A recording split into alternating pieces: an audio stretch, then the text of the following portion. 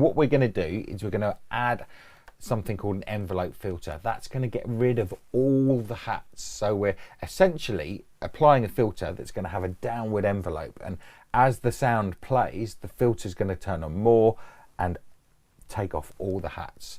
So if we go back to the synth section here, if we turn on our filter, we turn the filter right the way down, and we're going to turn up the amount of our envelope filter just here. You can see it automatically loads up that it's assigned to envelope 2, filter cutoff, and then the amount. We turn that up to maximum. Now if we play with the release here, let's turn that up in here a little. There we go.